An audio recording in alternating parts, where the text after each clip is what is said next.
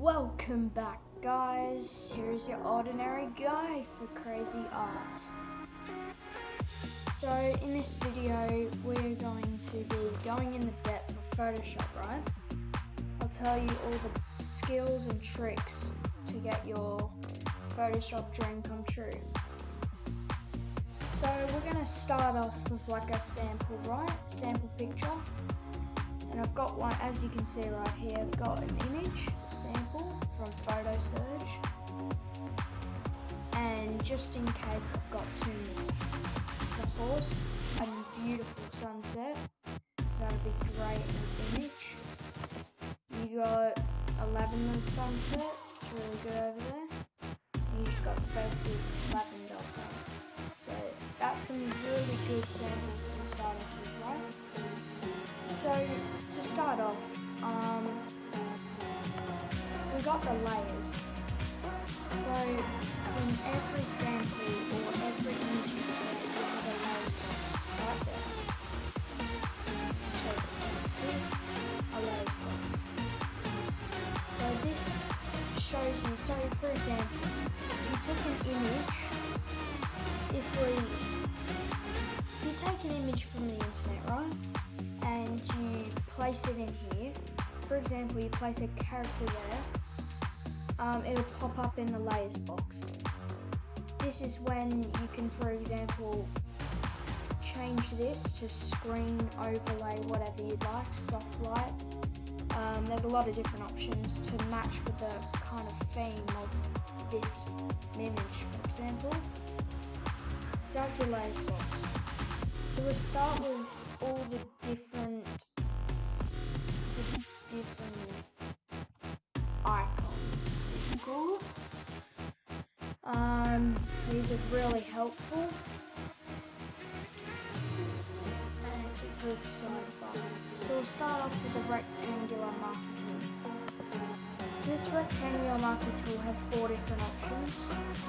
It can be used in a single column, a single row, and elliptical, which is like sort of a circle, oval, or a rectangle. Rectangle is the most common, so we'll start with that. You can just make a box as simple as that in the corner, and you get the whole image. See there? This up the page. As you see there, you've got the whole page. So if you wanted to crop something out, for example, say this sign, go over it, and then you have your box. Right click, you can fill it with something else, you can transform it, you can create a new layer, do a lot of things with the marquee tool. So to get rid of that box, just come here, one, lasso, and click. As simple as that. So that leads us to the lasso tool. The lasso tool is basically the same thing as the rectangular marquee tool, except you can draw the shapes. For example, if I'm going to hit the right, you can draw it out. And it's the same, you can fill it, transform, or create a new layer, much more.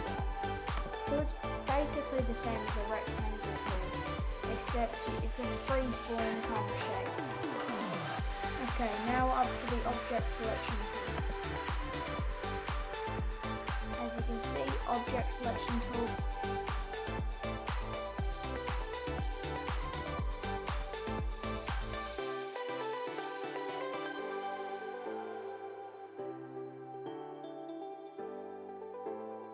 Quick selection. So if you select the one I've got right now, it'll select as much as it can see on this object.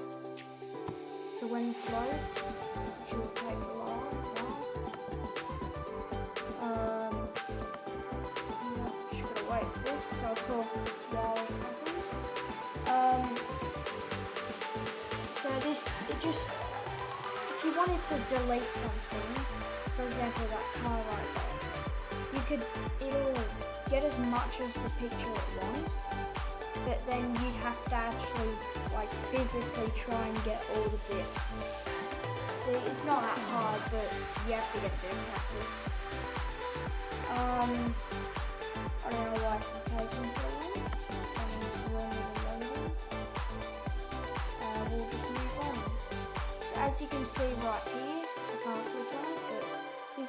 cropping tool. So for example, you could crop from here down to here, and you could cut off all this excess around the side. All that excess. For example, like as I just told you, you don't have to. I don't really regularly use it, but yeah, it's good to have. Then we move down to an eyedropper tool. So you eyedropper, so you click on, for example, that color of the car, and it brings you up that color. So as you can see up here, here's the color, and the swatches, the gradients, and the patterns. So if you can't get your color as accurate as that, just get the eyedropper tool, click on that, and you have that color, and you can start drawing. Then we use the magic eraser. It's kind of hard to explain. It's just like an eraser, but it's magical in some way. It's like this tool, the quick selection tool, but it erases it. Alright, let's move on to the next one, the brush tool. Now the brush tool is used for drawing, as we can say. It's used very, a lot. Like, if you were an artist and you were drawing, you'd use this, frequently. So you can understand that, it's just brushes and all that. You can change your brushes and just draw something if you'd like. Well, that's kind of simple, so we'll move on to the clone tool. Okay, there we go, we got our page back. So now we move on to the clone tool. Clone stamp tool. So as you know, clone stands for duplicate, so ×2 for example. So you get this car, you select it, and then copy as much as it can, and you duplicate it to wherever you want. So that's pretty good to understand. Now we have got the history brush tool. Now I don't use this, but as you can see in the image here, if you choose a color, it'll just you can undo and see, it's like history, right? If you delete your history, that's basically what this brush is doing. But if you re-click it, you can re-click back the image. It's pretty cool. Now we have the eraser. As you all know, it's not that hard to understand. As you can see in this image, it has a good detailed picture. Then that leads us to the gradient tool. So you pick two colors, you just drag, as you can see in this image, all different ways. You can create a sun. Yeah, it's very good. That moves on to the blur tool. Now, you choose your kind of opacity or size, as we have here. Choose your size as that. You can change it up to 5,000 pixels to 1 pixel, so it's quite amazing. So for example, I go 62. Blur tool, I could just blur all of this. Yeah, I'm not going to, because this is a sample I'm going to be going on. Okay, we're moving on to the dodge tool, the burn tool, and the sponge tool. So these are quite complicated, but we don't really use them. So yeah. Then we move on to the pen tool. This is basically quick selection, object selection tool, except it's like a pen. So you can do freeform, curvature, anchor point, delete anchor point, or convert point. So that's pretty good. Then you got text. Now I can advise you, this gets very laggy, but it's very good for logos or anything like that. Move on to the path selection tool. Yeah, again, I don't use this, it's not very amazing, but it's good to move layers and all that. Okay, rectangle tool. Basically the rectangular marquee tool, except it puts a bold color, as you can see in this image. Then we move over to the hand tool. This is basically, it's grabbing something and pulling it in directions you want. Yet again, don't really use it because I've got the whole image in front of me, but if you have a bigger image than the size you want, you can do that. And you got the zoom tool. So if you click on this and it's plus, just click and you get zoom in. You can go as far as you want. And then if you change this arrow here, oh, that didn't go on. Okay. Okay, it doesn't want to work. Well, okay then. Well, a just shortcut would be Control minus, as you can see. And then we move on to the gradient. So you click on that. You can do colors or whatever. That's one. And then you could go onto your other color, choose that, and then use your gradient tool, which we had at the above, and drag. Pretty cool. So yeah, and then Control Z to delete that. So it basically sums up the sidebar here. Here you can see there's different colors in here, right? So you have channels, RGB for red, green, blue, and it simplifies here. So not too hard to understand. Then your paths, you got your adjustments here. So you got your brightness, contrast. So you can make this lighter or you can make it darker. You got levels to do kind of the opacity, try and make it yet again darker or lighter. Curves, basically the same as levels, except you have a certain amount of more sunlight in an area. Exposure adjustment layer, yet again I don't really use this. Got a vibrance, so it adds more vibrance, so kind of saturation. Then we move on to, yet again, hue and saturation, just brighter the colors. Then we got color balance, which just balances out your colors. So yet again, green and blue, it kind of balances them together. It's pretty cool. Then you just got normal black and white adjustment.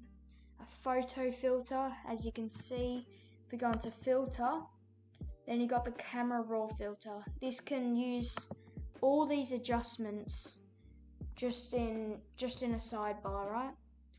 Alright, then we move on to channel mixer, basically the same as a color balance. Color lookup, this can change your sky. It's really cool but technical. Invert, you can just invert. So if you say you used your lasso tool and you got a round, so for example, you grab this car, right? Not great sketch, thing. And you go to invert it to black. And then you can change the kind of, what's it called? Kind of gradient, I guess. Or the darkness, really. Move over to posterize, yet again, I don't really use this. Threshold, selective color is a pretty good one. Just, it's bold color. And gradient map. So basically summed that all up there. There's your properties, your width and your height. So width going up, height's going up, so that's 4,912 pixels, high resolution. Width going across, 7,360 pixels, so much bigger. Then you got your swatches, like I said. You've got samples of just different colors. Handy to use. You've got your gradients, your basics, blues, purples, and your pinks and your reds, and it keeps going on. And you got your patterns, your trees, very realistic kind of items, and your water. So that is everything in that bottom bit. Got the filter, so you got your filter gallery to change it blurry or kind of sandy mixture. You've got liquefy, which liquefies objects to each other. You got the blur, so you got Gaussian blur, which is very, very popular to use. You got the normal blur and radial blur. That's mainly the ones I use. The blur gallery.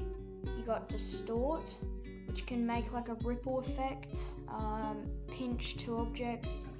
Then you got noise, so kind of dust, speckles. Pixelate, you can make mosaic kind of things. I haven't used this, so I don't have a good understanding, but yeah. render is where you can get all your trees, clouds, realistic kind of lighting features.